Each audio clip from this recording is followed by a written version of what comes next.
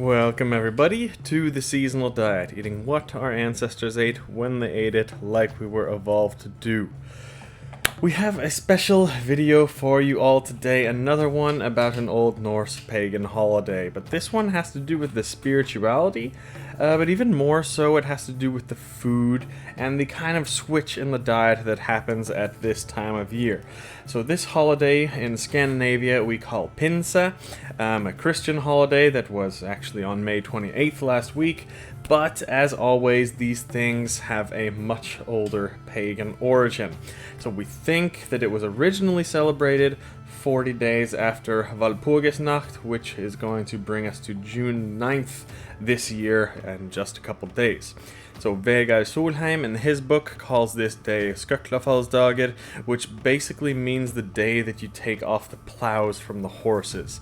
Very important because to any agricultural humans in history, because now all of the planting, seeds, and the sowing would be finished by this time of year, and then now it would just be waiting for the seeds to grow. But there is still a bunch of things that are growing wild now, and there are a bunch of things to eat now that have been in the tradition at this time of year for a long time. And that's what this holiday is actually centered around.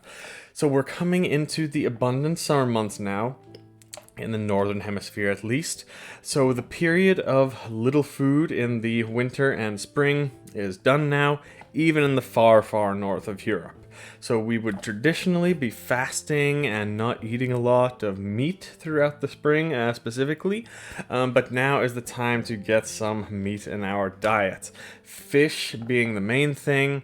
Fish year-round for most humans would be normal, but now, especially in the early summertime, we have traditions going all over the world to go fishing, and Pinse and Skóklafallsdagr is no different. We also have this in modern-day Scandinavia, as it's common to go out for a fishing trip on Pinse for the celebrations.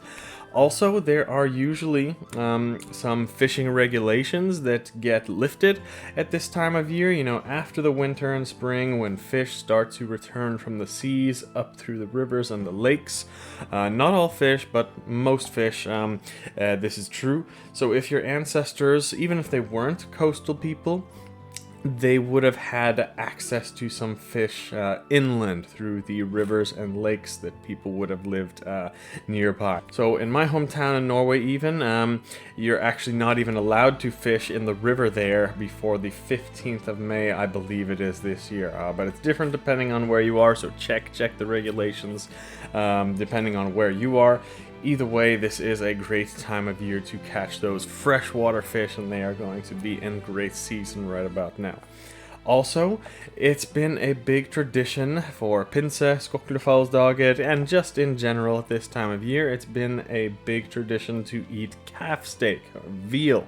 Now the calves that were born a few months ago, they are now big enough to slaughter and eat, so there is some veal at the Skóklafallsdagr celebrations.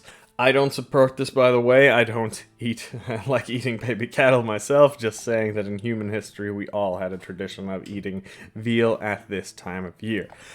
And other than that, many fruits are starting to grow nicely at this time of year. Lots of berries and some even tree fruits if you are from a little bit further south in the world. And plenty of fresh leafy greens and herbs at this time of year.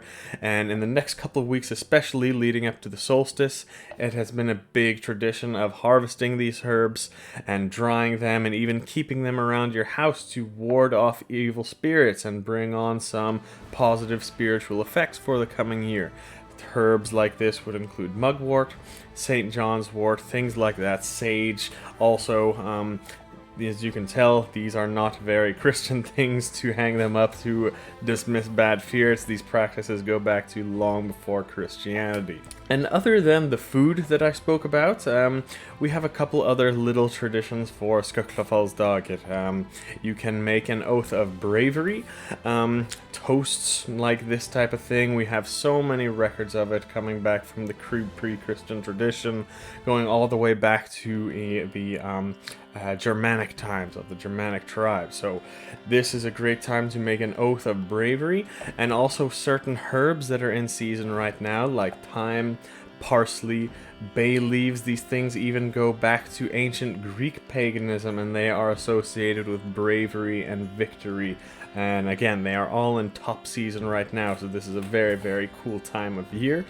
Final traditional cover in this video. This is one preserved from the Swedish areas of Finland, actually, that Pinse, or Skóklafallsdagr, that would be the last chance you could get at getting a girlfriend or a boyfriend for the summer. So if you are single and you have nothing to do for the next few days besides the typical appointment with the laptop and the dirty sock, you know, it might be a time to ask out a nice lady and try and get in a relationship, because according to tradition, it was not going to happen if you didn't get the job done by Pinse.